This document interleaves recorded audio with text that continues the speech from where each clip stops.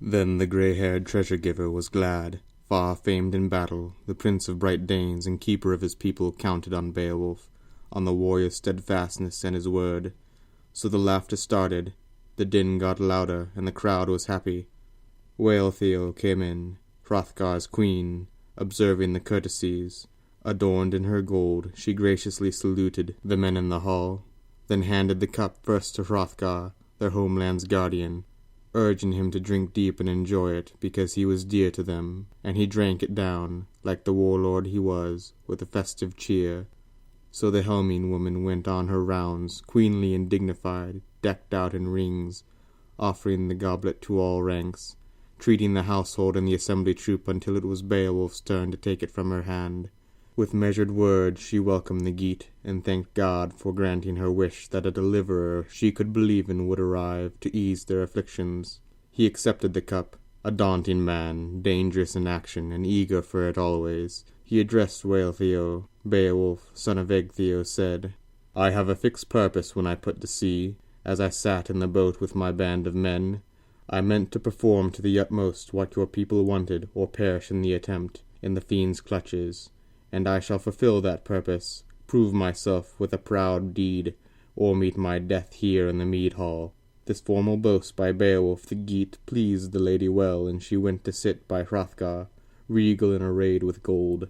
Then it was like old times in the echoing hall, proud talk and the people happy, loud and excited, until soon enough Halfdane's heir had to be away to his night's rest. He realized that the demon was going to descend on the hall, that he had plotted all day, from dawnlight until darkness gathered again over the world, and stealthy night shapes came stealing forth under the cloud-murk. The company stood as the two leaders took leave of each other.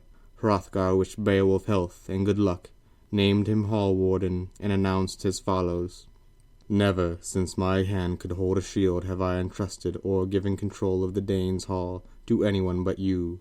Ward and guard it, for it is the greatest of houses. Be on your mettle now. Keep in mind your fame. Beware of the enemy. There's nothing you wish for that won't be yours if you win through alive." Hrothgar departed then with his house-guard, the lord of the Shieldings, their shelter in war, left the mead hall to lie with Wealhtheow, his queen and bedmate.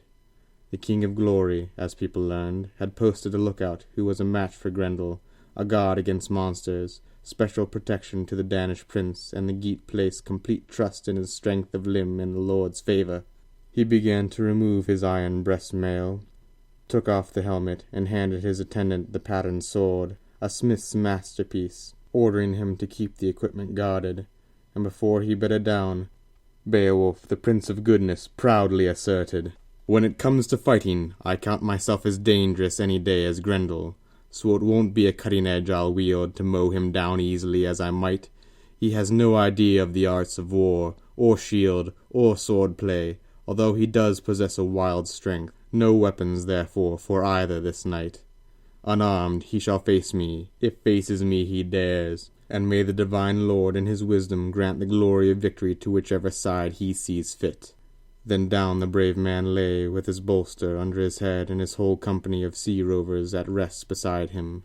None of them expected he would ever see his homeland again, or get back to his native place, and the people who reared him. They knew too well the way it was before, how often the Danes had fallen prey to death in the mead hall, but the Lord was weaving a victory on his war-loom for the weather Geats. Through the strength of one they all prevailed. They would crush their enemy, and come through in triumph and gladness. The truth is clear. Almighty God rules over mankind, and always has. Then out of the night came the Shadow-stalker. Stealthy and swift, the hall guards were slack, asleep at their post, all except one. It was widely understood that as long as God disallowed it, the fiend could not bear them to his shadow born.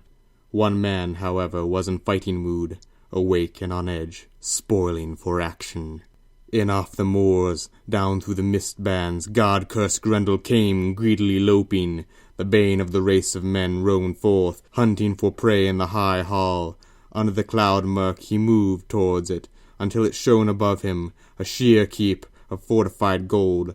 Nor was that the first time he had scouted the grounds of Hrothgar's dwelling, although never in his life, before or since, did he find harder fortune or hall defenders.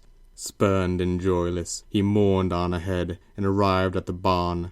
The iron-braced door turned on its hinges when his hand touched it. Then his rage boiled over. He ripped over the mouth of the building, maddening for blood, pacing the length of the patterned floor with his loathsome tread, while a baleful light, flame more than light, flared from his eyes. He saw many men in the mansion, sleeping, a rank company of kinsmen and warriors, quartered together, and his glee was demonic, picturing the mayhem. Before morning he would rip life limb from limb and devour them, feed on their flesh. But his fate that night was due to change. His days of ravening had come to an end. Mighty and canny, Higelac's kinsman was keenly watching for the first move the monster would make. Nor did the creature keep him waiting, but struck suddenly and started in. He grabbed and mauled a man on his bench, bit into his bone lappings, bolted down his blood, and gorged on him in lumps, leaving the body utterly lifeless, eaten up, hand and foot. Venturing closer, his talon was raised to attack Beowulf, where he lay on the bed. He was bearing in with open claw when the alert hero's comeback and arm-lock forestalled him utterly. The captain of evil discovered himself in a hand grip harder than anything he had ever encountered in any man on the face of the earth. Every bone in his body quailed and recoiled, but he could not escape. He was desperate to flee to the den and hide with the evil's litter, for in all his days he had never been clamped or cornered like this. Then Higelac's trusty retainer recalled his bedtime speech, sprang to his feet and got a firm hold. Fingers were bursting, the monster backtracking, the man overpowering. The dread of the land was desperate to escape, to take a roundabout road and flee to his lair in the fens. The latching power in his fingers weakened. It was the worst trip the terror-monger had taken in Heorot, and now the timbers trembled and sang, a hall session that harrowed every Dane. Inside the stockade, stumbling in fury, the two contenders crashed through the building. The hall clattered and hammered, but somehow survived the onslaught and kept standing. It was handsomely structured, a sturdy frame braced with the best of blacksmith's work, inside and out. The story goes that as the pair struggled, mead benches were smashed and sprung off the floor, gold fittings and all. Before then, no shielding elder would ever believe that there was any power or person upon earth capable of wrecking their horn-rigged hall, unless the burning embrace of a fire engulfed it in flame. Then an extraordinary wail arose, and bewildering fear came over the Danes. Everyone felt it who heard that cry as it echoed off the wall, a god-cursed scream in strain of catastrophe, the howl of the loser, the lament of the hell serf, keening his wound. He was overwhelmed, manacled tight by the man who of all men was foremost and strongest in the days of this life. But the Earl Troop's leader was not inclined to allow this caller to depart alive. He did not consider that life of much account to anyone anywhere. Time and again Beowulf's warriors worked to defend their lord's life, laying about them as best they could with their ancestral blades. Stalwart in action, they kept striking out on every side, seeking to cut straight to the soul. When they joined the struggle, there was something they could not have known at the time, that no blade on earth, no blacksmith's art could ever damage their demon opponent. He had conjured the harm from the cutting edge of every weapon, but his going away out of this world in the days of his life would be agony for him, and his alien spirit would travel far into fiends' keeping. Then he who harrowed the hearts of men with pain and affliction in former times, and given offence also to God, found that his bodily powers failed him. Higelac's kinsman kept him helplessly locked in a hand-grip. As long as either lived, he was hateful to the other. The monster's whole body was in pain. A tremendous wound appeared on his shoulder. Sinews split and the bone lappings burst. Beowulf was granted the glory of winning. Grendel was driven under the fen banks, fatally hurt.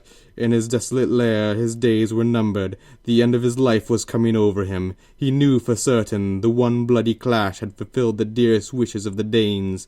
The men who had lately landed among them, proud and sure, had purged the hall, kept it from harm. He was happy with his night work, and the courage he had shown. The Geat captain had boldly fulfilled his post to the Danes.